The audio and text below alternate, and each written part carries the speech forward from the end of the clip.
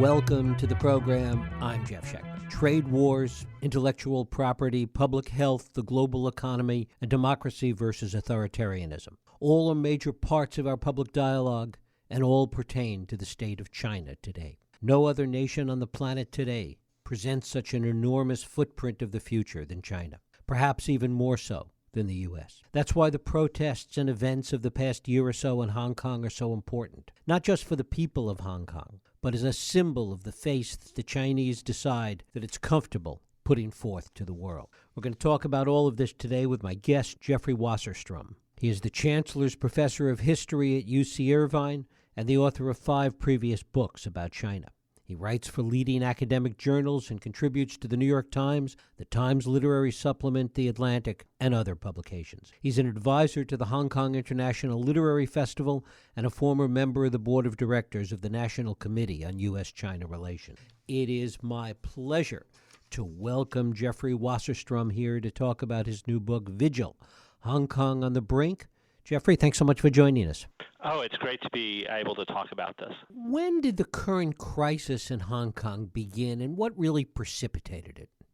So the crisis began we need to go back for a while. I mean, Hong Kong became part of the People's Republic of China as a special administrative region that was supposed to enjoy a high degree of autonomy under something called a one country, two systems arrangement. That happened in 1997. And beginning in 2003 and then picking up speed in 2012 and 2014, there was a series of protests that were motivated at heart by a conflict between the way many people in Hong Kong understand what it means to have a high degree of autonomy from Beijing and what it means to have one country but two systems. At different points, Beijing has tried to rein in the things that make Hong Kong very different: a freer civil society, a much freer press, more democracy, though never full democracy. And when efforts to tighten controls happened there, the Hong Kong people, who in the past were mistakenly thought to be apolitical and caring only about making and spending money and spending their leisure time, have shown a tremendous capacity to push back and to make new demands for greater protections of a way of life that they consider very special. But the biggest protest of all began, as you said, about a year ago, and the impetus this time was a law, an extradition bill, which would have made it possible for the Chinese Communist Party to have people taken out of Hong Kong onto the mainland and then tried for doing things that the Communist Party disagreed with. They would be tried in a court system that across the mainland has very few rights for defendants and very rarely returns innocent verdicts. Hong Kong people, one of the things they pride themselves on is a different kind of rule of law and independent courts within Hong Kong. So this was seen as the latest important affront to the one country, two systems arrangement in the way people in Hong Kong understood it. Did the Chinese have any idea when they proposed this that it was going to trigger the kind of response that it has? So I'd like to just sort of take apart, when you said the Chinese, I'm thinking the Chinese Communist Party, the state authorities in Beijing. There's another important set of actors who are the heads of the Hong Kong government, Carrie Lam, who's the chief executive there, who is a proxy in some ways for Beijing locally, who claims to represent the local people but is largely taking cues from Beijing. And we've seen this again in dealing with the virus crisis. It's unclear whether exactly what it was, whether it was her idea to bring forward the extradition bill. She claims it is. Whether there were suggestions that she do things like this. In the past, there have been other times things that have led to protests that clearly came from signaling from Beijing. But I don't think anybody thought there would be quite the amount of outrage about this that there was. On June 9th, 1 million people or so took to the streets to protest this. And Hong Kong only has about 7.5 million people. So that's an enormous percentage of the population. And then 1 week later, an even bigger crowd of people took to the streets. This was not something that people saw coming. It wasn't something the authorities saw coming, and it frankly wasn't something that people involved in the movement saw coming. For one side, it was a terrible surprise, and for the other side, it was a really exciting surprise. Was there any instinct on the part of the Chinese government authorities, either locally through Carrie Lam or in Beijing, to find some kind of a quick compromise to tamp this down before it got too out of hand? Quite the contrary. After that million-person march, there was another protest a few days later, and at that point, the police began using strong-arm tactics, and they've used more and more. There's been an incredible amount of tear gas used by the police. There were also a small group of protesters. The June 9th protests had been completely peaceful civil disobedience. During June 12th, some of the protesters also ratcheted things up by taking possession of a government office, and that then led to even stronger actions by the police. But also it led to the fact that the police had used tough tactics led to more support for the movement, and that began this dynamic that has gone on throughout the months that followed. And each side tends to make the most of what violence is done by the other side. But the violence is of a different sort. The police violence is often aimed at bodies through uses of enormous amounts of tear gas and also rubber bullets and beanbag shot that hurt people. Most of the violence by protesters has been directed at buildings and objects. Very rarely there have been some very regrettable attacks on people, but for the most part, there's a difference in the kind of violence used, and the expectation by the authorities was that Hong Kong people wouldn't support the protests as soon as there was any degree of violence on the part of the protesters.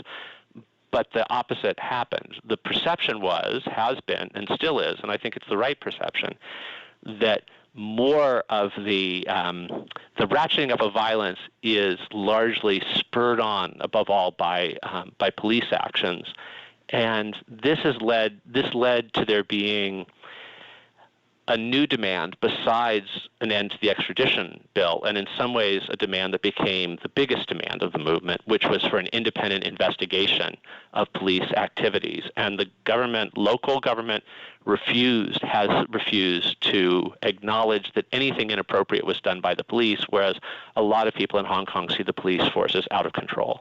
What has been the economic consequence, the cost of this to Hong Kong, and what has been the position of the business community and the powerful business interests in Hong Kong? So it's a great question. It's a very important one, and there are varied kinds of economic fallout, and we'll see more economic fallout from the way in which the virus has been handled, because what makes Hong Kong attractive to international business is in part its separateness from the People's Republic of China, the fact that from other parts of the People's Republic of China, the fact that there is still a different kind of rule of law, a different kind of protections in the city, and that it's a safer city. And that perception has been hurt by both the protests and by the fact that Hong Kong seems to have not been able to protect itself differently from the impact of the virus. There's been a variety of kinds of economic fallout. Tourism most clearly has been hit very hard. Places like Disneyland there's the Hong Kong Disneyland, and it had a dramatic drop-off in people going there even before it was then closed completely in the time of the virus. There's been a kind of fallout that will take a while for us to see, which is that major international businesses, from what I heard when I was there in December, major international businesses aren't necessarily fleeing from Hong Kong because of a sense that there's a lessening of the rule of law and things like that there. But what it is if a company is trying to decide where in East Asia or Southeast Asia, that area, they want to set up a base of operations outside of the mainland, they may now think, well, maybe Taiwan or Singapore or Bangkok would make more sense than Hong Kong. So Hong Kong's becoming less attractive to businesses. Another economic fallout from this, a very interesting one to me, is that protesters have, some of the vandalism that protesters have carried out, and it's important to note that protesters have engaged in vandalism, has been directed at companies or businesses that are owned or associated with opponents of the movement or people who've criticized the movement. And in a more positive sense, protesters have encouraged people to frequent restaurants and stores that have expressed support for the protest. And when I was in Hong Kong in December, there were some windows of restaurants that had been turned into these beautiful collages of colored Post-it notes with pro-democracy, anti-police, and other kinds of slogans and drawings on them, and some colorful artwork. The movement's been incredibly creative and beautiful at times in terms of the artistic side. And so protesters are drawn to those places and eschewing going to the others. There's talk of there being a yellow economy because yellow is a color associated with the protests. Are there any voices in Beijing to back off this, to tamp this down? So it's very hard to know, and I think it's important to realize that we just don't really know what kinds of debates are going on inside the higher echelons of the Chinese Communist Party. Under Xi Jinping, it's just become a much more closed off entity. It was never an open entity, but there was more. It was easier to get a sense of debate. People are much more reticent who are high up about talking to foreign journalists, and we just don't know. My sense is that there was some messaging from Beijing that went something like this: we really want this to go away, but we want it to be handled internally. That they did not want to have the People's Liberation Army soldiers, who were the ones who carried out the massacre in 1989 that so outraged the world. They didn't want soldiers from across the border to come in. They wanted this to be handled by the Hong Kong police and the Hong Kong authorities. And there were a set of assumptions made that have proved incorrect over and over again about what would make the movement go away. I think there was an effort, some of the police strong-arm tactics, I think, was meant to try to egg on protesters to, in turn, raise the ante in terms of their own actions. And there have been things like Molotov cocktails thrown and things like that from the side of the protesters. But the expectation that that would alienate the vast majority of Hong Kong people from the movement just hasn't proved true, because it's still felt to people that it's the police that are out of control. And it's important. I've talked a lot about the police actions in Hong Kong, and the police actions in Hong Kong don't necessarily seem to be on par with the worst things that we've seen from police in other places where large numbers of protesters have been shot and things like that. But the Hong Kong police used to be seen as unusually disciplined and restrained, and it was a real rare, and the idea was that Hong Kong was a place where that large-scale protests could take place, and the police would allow that to happen. So it's really the disconnect or the difference from past expectations that's kept the level of fury at the police so high. Talk about the leaders of the protest movement. Who are they, and are they pretty consistent in what they want to see happen? So this movement, in 2019, there aren't really clear leaders, and that's been an intentional choice by the movement, because the idea is that in past movements, it's been too easy for leaders to be arrested and pulled out of the movement, and that to cause problems for the movement. So in 2014, during the Umbrella Movement, which was the last major wave before the 2019 one, there were clear leaders, and they were an interesting mix of people. There were some fairly senior academics, a law professor named Benny Tai, and a sociology professor named Chan Kin-man. And they were ardent proponents of sort of Gandhian, Martin Luther King-style civil disobedience. They talked about drawing inspiration from figures like Gandhi and Thoreau. And they were seen by some of the protesters as a bit too moderate, because the government in 2014 was really ignoring the demand of protesters at that point, which was for more open elections for the chief executive office.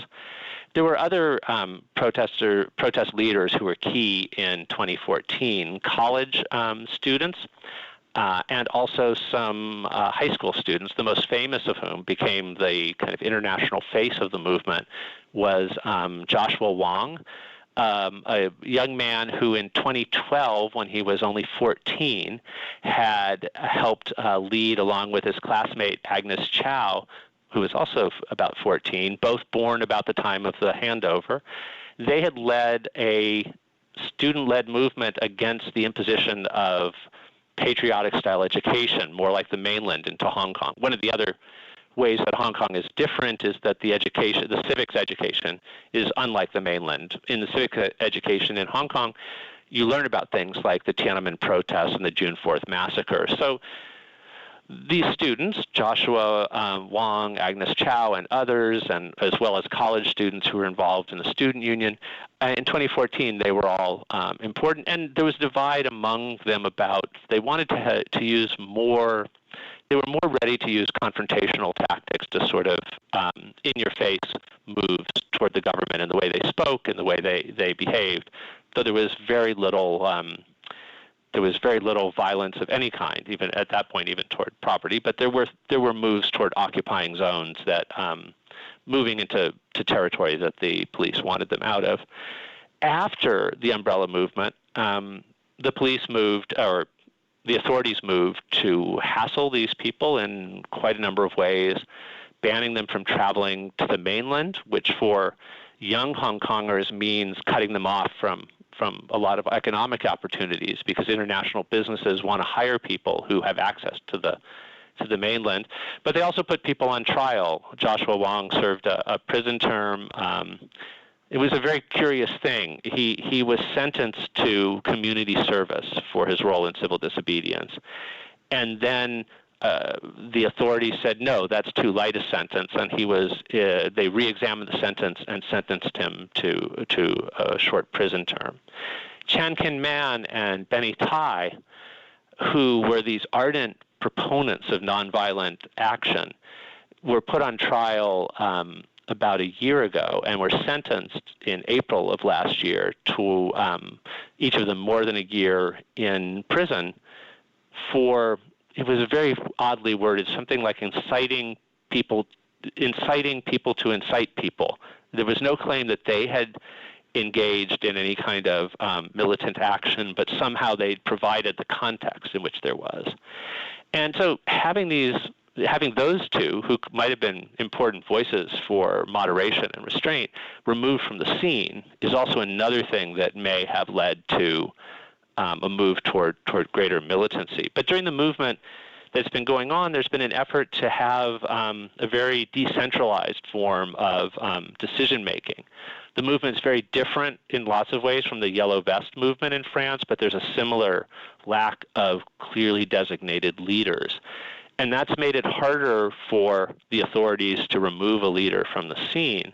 But it's also made it harder for the movement to end, because there's nobody clearly designated who could negotiate an ending to it. So it's both a strength of the movement and a kind of problem. Given how difficult it is to find someone to negotiate with, how does this end? How does this play out, do you think? It's really hard to know, and this is, of course, where the historian says, I study the past, not the future. Even if I study the present, I don't want to speculate on the future. But, that's the kind of stock thing that members of my discipline say. But there's an added thing in the case of Hong Kong, in the case of social movements. Social movements are notoriously hard to predict. There weren't people there were people who knew an enormous amount about Egypt and Tunisia, and they weren't saying just before Arab Spring, all the signs are here that there's going to be an enormous upheaval that will end these long, enduring authoritarian systems, even if no way to know what would replace them. We didn't know in this country. I think if just like 4 years ago, if you'd said, will the teenagers in the United States be likely to lead a massive protest in the coming years? Most people would have said, no way. They're much too focused on their on themselves and their cell phones. They don't really care about things. And then there was Parkland, and there was the giant march against guns, and there were climate strikes in different places. So it's very unpredictable. And then Hong Kong itself has had a long history of just surprising, making fools of forecasters. So I think it's important to keep that in mind. I talk in the book about some famously off-base predictions that have been made, and admit that I didn't know what would happen after Hong Kong, after the Hong Kong handover. But and then there are totally unexpected things. So it looked as though the movement was going to continue into 2020 with a series of ongoing large-scale gatherings, maybe not as big as the biggest ones of last year, but significantly sized ones. But then a totally unexpected thing, the virus, has led to people staying out of large-scale gatherings. And so that was something you just couldn't predict. I do think that the discontent with the local authorities, and with Carrie Lam in particular, isn't going away. And in fact, it's been expanding even as there have been fewer protests in the last couple of weeks.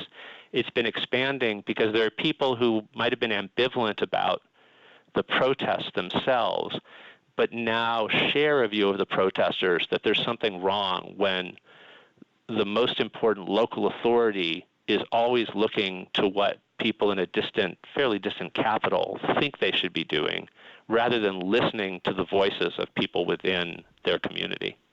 Is the change, is the damage that's been done, the impact to Hong Kong, is it irreparable at this point? Will things be different going forward? I think things will be different. It's hard to know how they'll be different. I think they'll be different in a couple of ways. The movement in recent years has created a stronger sense of identity, of local identity, and a passionate commitment to Hong Kong as a place, that and a desire to do whatever is necessary, whatever is possible to try to maintain the special characteristics of it. But at the same time, there are things that it's hard to imagine in a negative sense coming back. I think there isn't going to be as much confidence in rule of law in Hong Kong. There isn't as much confidence of separation of powers between courts and the police, which was something quite strong even in 2014, when the police would arrest protesters and the courts would say, you've got no case. More and more ways, I think it's clear that the differences between branches and the differences between arms of authority are blurring. And that's, of course, an enormous issue in our country as well. It's leading to a profound sense of crisis. But I don't see a way. It's very hard, in Hong Kong, it's very hard to see a way of those things coming back. And at least as long as Xi Jinping is in power, and at this point he's at least made it so that he could potentially, while there's support for him among the top elite, stay in power indefinitely rather than having any kind of terms, there's such an emphasis from him on control that it's hard to see how there would be any loosening as opposed to just further tightening of outside control on Hong Kong, and that will continue to spur pushback. What form it takes, I don't know. The situation there is becoming more and more like that of a colonial setting where there's an anti-colonial movement. And Hong Kong used to be a colony of Britain, where the most powerful person was appointed by London, and now it's largely seen by many people within the place as a colony of Beijing. To what extent, though, and we talked a little bit about this before, will economics really have a profound impact over the long run? If companies leave, if global multinationals leave, if more executives leave, more Brits leave, what impact is that going to have on the economic underpinnings of Hong Kong? And will that be the thing that maybe makes a difference? So the Chinese Communist Party likes the fact that Hong Kong serves somewhat different economic functions. And in some ways, it's become clear Macau, a neighboring island that used to be a Portuguese colony and now is part of the PRC under a similar one country, two systems arrangement. The Beijing's made it clear that they think what's happened in Macau is what they'd like to see. And what I mean by that is Macau, there is more space for expressions of opinion, and there's more democracy than there is on the mainland, but there isn't the kind of contentious politics that there is in Hong Kong. But there are very different economic things that happen in Macau as opposed to on the mainland. The most obvious is there are casinos and gambling. And there's a usefulness of that, to have a zone that's both part of your country but operates differently from the point of view of Beijing. And they would like Hong Kong to be that way, but not to have the full package of it also being different in political and free speech terms. And so that's the contradiction we're seeing here. And there is a sense in which Hong Kong continues to play an important economic role for the People's Republic as a whole, as a kind of in-between zone where different things can be done financially. The Chinese Communist Party has been trying to build up Shenzhen, a neighboring country, a neighboring city on the mainland, and Shanghai as kind of alternative economic and financial hubs. They would like those places to have stock markets that were the equal of Hong Kong, but the Hong Kong stock market is still the more important one.